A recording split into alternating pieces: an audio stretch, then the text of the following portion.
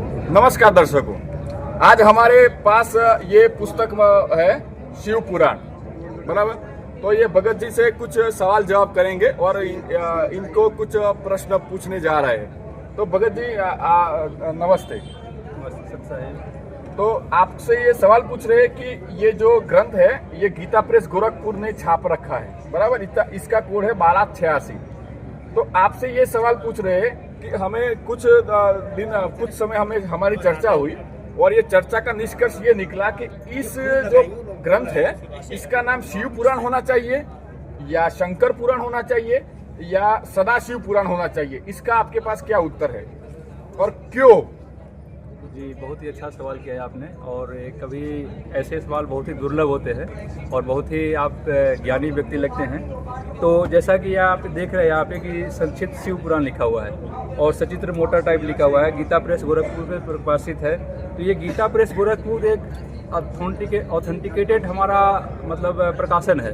तो यहाँ से जो भी चीज़ निकलती है तो इसको हम सत्य मान के चलते हैं। अगर इसके हम चर्चा करेंगे शिव पुराण, महाशिव पुराण या महादेव पुराण की चर्चा करेंगे तो इसमें बातों से उलझने से अच्छा है कि हम इतने ज्ञानी भी नहीं है, पढ़े लिखे भी नहीं हैं, तो हमारे पास इतना ज्ञान नहीं है। तो अगर ये चीज़ हमारे पास छप के आई है, किसी वेदों से निकल के आई है, पुराणों से निकल के आई है, इसके राइटर जो हैं स्वयं भगवान गणेश जी हैं और इसके जो बोलने वाले हैं स्वयं महर्षि वेद व्यास जी है।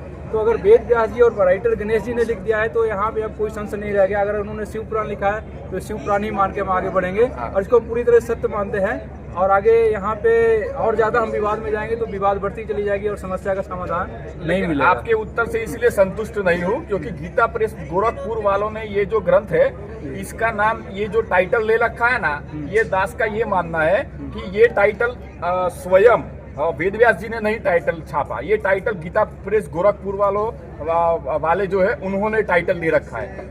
कुछ लोग ये नाम पर, ज्यादातर दर्शक ये मान रहे हैं कि ये शिव पुराण लिखा है तो यानी कि ये शंकर जी की बात हो रही है और शंकर जी के बारे में इस किताब में लिखा हुआ है।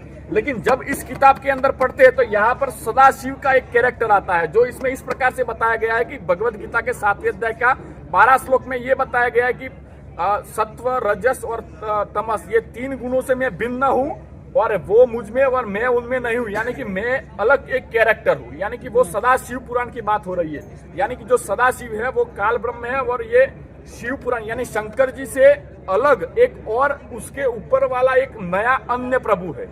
तो वो सदाशिव पुराण का भी इसके अंदर वो विषय वस्तु आता है। ये शंकर पुराण मतलब जो कैलाश पर बैठते विराजते हैं, पार्वती के जी के जो पति है, जो ब्रह्मा विष्णु में जो त्रिदेव है, इनके अंदर जो तीसरे जो देवता है शंकर जी, तो वो जो देव है वो शंकर जी भी एक अलग कैरेक्टर है, सदाशिव है वो भी एक अलग कैरेक्टर है। तो इन दोनों में कंफ्यूजन होता है भगत जी।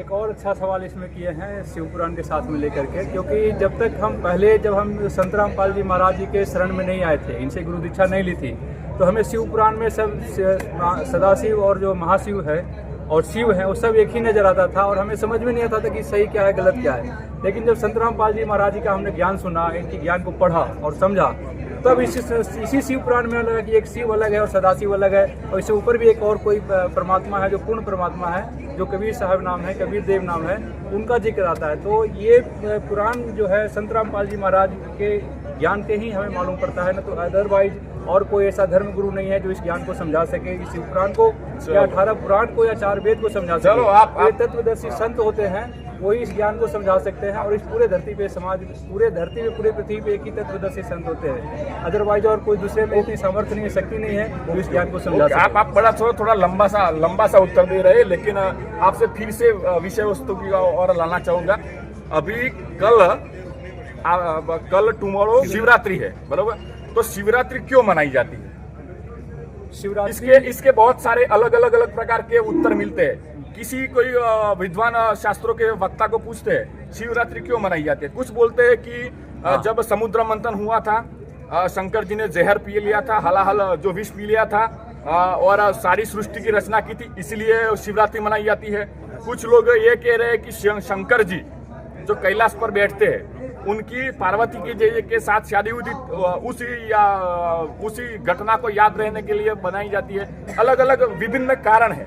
आपके दृष्टिकोण से और जो संत रामपाल जी महाराज बताते हैं आपके मत अनुसार किस कारण से शिवरात्रि मनाई जाती है और उसका पीछे का उद्देश्य और लॉजिक क्या है? देखिए, अगर शिव जी के बारे में हमें पूरी जानकारी चाहिए तो हमें शिव पुराण ही पढ़ना पड़ेगा, और दूसरे पुराणों से हम कहीं भी देखेंगे तो उसमें हमें दूसरे ग्रंथों के बारे में जानकारी होगी। तो जो भी इसमें लिखा हुआ है वो ऑथेंटिकेटेड हमको मान के चलना पड़ेगा।